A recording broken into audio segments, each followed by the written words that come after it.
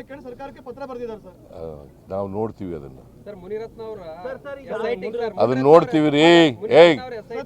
ರಾಜ್ಯಪಾಲರು ಅರ್ಕಾವತಿ ಬಡಾವಣೆ ಬಗ್ಗೆ ಪತ್ರ ಬರೆದಿದ್ರೆ ಅದನ್ನು ಸರ್ಕಾರ it will look into it. ಮಾಹಿತಿ ಸೋರಿಕೆ ಆಗ್ತಾ ಇದೆ, ರಾಜ್ಯಪಾಲರು ಬರೆದಿರೋ ಪತ್ರ ಅಂತ ರಾಜ್ಯಪಾಲರು ಪತ್ರ ಬರೆದಿದ್ದಾರೆ. ನಂಗೆ ಗೊತ್ತಿಲ್ಲಪ್ಪ, ರಾಜ್ಯಪಾಲರ ಕಚೇರಿಯಿಂದಲೇ ಸೋರಿಕೆ ಆಗ್ತಾ ಇರ್ಬೋದು. ಅವ್ರು ಸರಿಯಪ್ಪ, ಅವ್ರಲ್ಲೇ ತನಿಖೆ ಆಗಲಿ, ಅವ್ರ ಕಚೇರಿಯಿಂದಲೇ ತನಿಖೆ ಸೋರಿಕೆ ಆಗ್ತಾ ಇರ್ಬೋದು. ರಾಜ್ಯಪಾಲರ ಪತ್ರ ತಮ್ಮ ಗಮನಕ್ಕೆ ಬಂದಿದೆ, ರಾಜ್ಯಪಾಲರ ಪತ್ರ ತಮ್ಮ ಗಮನಕ್ಕೆ ಬಂದಿದೆ, ಪತ್ರಿಕೆಯಲ್ಲಿ ಓದಿದ್ದೀನಿ ನಾನು. ರೀಡು ಸುಪ್ರೀಂ ಕೋರ್ಟ್ನವ್ರು ಹೇಳಿದ್ರಿ, ಇದು ರೀಡು ಅನ್ನೋ ಪದನ ಸುಪ್ರೀಂ ಕೋರ್ಟ್ನವ್ರು ಹೇಳಿದ್ದು, ನಾವು ಹೇಳಿರೋದಲ್ಲ. ಇದು ಸುಪ್ರೀಂ ಕೋರ್ಟ್ನವರು ರೀಡು ಮಾಡಿ ಅಂತ BDAನವ್ರಿಗೆ ಹೇಳಿದ್ದು. ಸರ್, ಕಲ್ಯಾಣ ಕರ್ನಾಟಕದಲ್ಲಿ ಕ್ಯಾಬಿನೆಟ್ ಮಾಡಿದ್ರಿ. ಕೊಪ್ಪಳ ಜಿಲ್ಲೆಗೆ ನಗರ ಉತ್ಥಾನದ ನಗರಸಭೆಯಲ್ಲಿ 2 ವರ್ಷ ಆಯಿತು, 8.5 ಕೋಟಿ. ಕಾಂಟ್ರಾಕ್ಟರ್ 2 ವರ್ಷ ಆಯಿತು, ಅವರು ಪೈಸನ್ ತೋಣ ಲೆಕ್ಕ ಬರುತ್ತೆ ಅಂತ ಹೇಳ್ತಾ ಇದ್ದಾರೆ, ಅವ್ರಿಗೆ ಪೇಮೆಂಟ್ ಆಗ್ತಾ ಇಲ್ಲ. ಲೆಕ್ಕ ಬರ್ತದೆ ಅಂತ ಹೇಳ್ತಾರೆ. ನಾವು ಯಾವ್ಯಾವ್ದು ಪೆಂಡಿಂಗ್ ಒದಗಿಸಿದ್ದಾವೆ, ಮೋಸ್ಟ್ಲಿ ಸುಮಾರು 56 ಸಬ್ಜೆಕ್ಟ್ಗಳು ಚರ್ಚೆ ಮಾಡೋದು ನಾವು ಇದರಲ್ಲಿ. ಕಲಬುರಗಿನಲ್ಲಿ 56, ಅದರಲ್ಲಿ 46 ಸಬ್ಜೆಕ್ಟ್ಗಳು ಇದಕ್ಕೆ ಸೀಮಿತವಾಗಿದ್ದು, ಹೈದರಾಬಾದ್ ಕರ್ನಾಟಕಕ್ಕೆ ಸೀಮಿತ. ಅದರಲ್ಲಿ ಕೆಲವು ಡಿಸಿಷನ್ಗಳೆಲ್ಲ ತಗೊಂಡಿದ್ದೀವಿ, ಅವೆಲ್ಲ ಇಂಪ್ಲಿಮೆಂಟ್ ಮಾಡ್ತೀವಿ, ಇದನ್ನು ಕೂಡ ಮಾಡ್ತೀವಿ.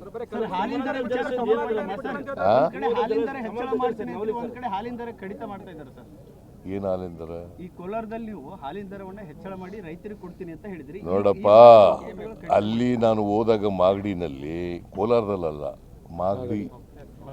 ಮಾಗಡಿನಲ್ಲಿ ಭಾಳ ಜನ ಮಿನಿಸ್ಟ್ರಿಗಳು, MLAಗಳು, ರೈತರು ಮತ್ತು ಮಿಲ್ಕ್ ಯೂನಿಯನ್ನವರು, ಬೆಂಗಳೂರು ಮಿಲ್ಕ್ ಯೂನಿಯನ್ನವರು ಒತ್ತಾಯ ಮಾಡಿದ್ರು.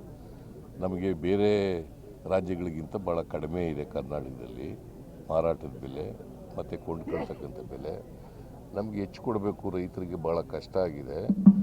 ರೈತರಿಗೆ ಇವತ್ತು ಜಾನುವಾರುಗಳು ಉಪಯೋಗಿಸ್ತಕ್ಕಂಥ ಆಹಾರ ಪದಾರ್ಥಗಳು, ಹಸುಗಳಿರ್ಬೋದು, ಎಮ್ಮೆಗಳಿರ್ಬೋದು, ಉಪಯೋಗಿಸ್ತಕ್ಕಂಥ ಹಿಂಡಿ, ಬೂಸ ಇವೆಲ್ಲ ಜಾಸ್ತಿ ಆಗಿದೆ, ಫೀಡ್ ಎಲ್ಲ ಜಾಸ್ತಿ ಆಗಿದೆ. ಅದಕ್ಕೋಸ್ಕರ ಜಾಸ್ತಿ ಮಾಡಿ ಅಂತ ಕೇಳಿದ್ರು. ನಾವು ಒಂದು ವೇಳೆ ಕ್ಯಾಬಿನೆಟ್ನಲ್ಲಿ ಚರ್ಚೆ ಮಾಡಿ ತೀರ್ಮಾನ ಮಾಡ್ತೀವಿ. ಒಂದು ವೇಳೆ ಜಾಸ್ತಿ ಮಾಡಿದ್ರೆ ಅದನ್ನು ಸಂಪೂರ್ಣವಾಗಿ ರೈತರು ಕೊಡಬೇಕು ಅಂತ ಹೇಳಿ. ಒಬ್ಬರು ಮಾತಾಡಿದ್ರೆ ಹೇಳ್ತೀನಪ್ಪ, ಪದೇ ಪದೇ ಅವ್ರು ಮಾತಾಡ್ತಾರೆ. ಹಾಲಿನ ದರವನ್ನ ರೈತರಿಗೆ ಕೊಡಬೇಕಾಗಿತ್ತು 1 ರೂಪಾಯಿನ ಕಡಿತ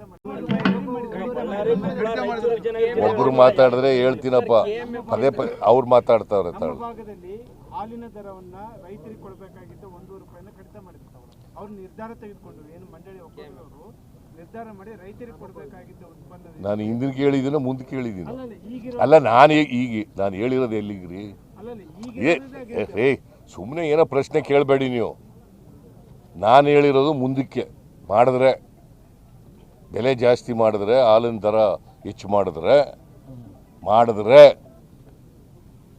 ಅದನ್ನು ರೈತರಿಗೆ ಸಂಪೂರ್ಣವಾಗಿ ವರ್ಗಾಯಿಸಬೇಕು ಅಂತ ಹೇಳಿದ್ದೀನಿ.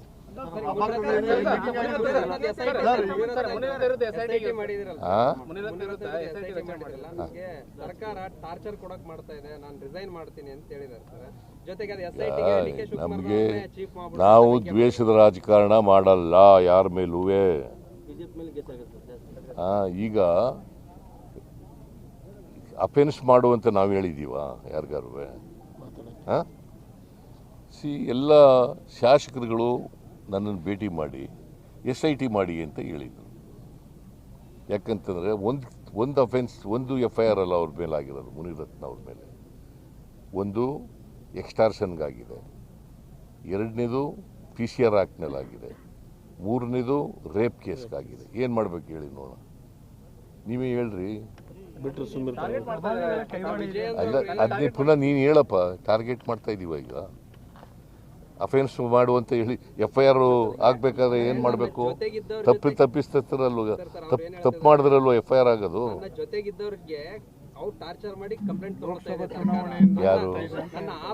ನನ್ನ ಆಪ್ತ ಬಳಗ ಏನಿತ್ತಲ್ಲ, ಅವ್ರಿಗೆ ಟಾರ್ಚರ್ ಮಾಡಿ. ನಾವು ಸುಳ್ಳು ಯಾರಿಗೂ ಕೂಡ ನಾವು ಆ ಥರ ಮಾಡಲ್ಲ, ದ್ವೇಷದ ರಾಜಕಾರಣ ಮಾಡಲ್ಲ. Thank you. ಏನಾದ್ರು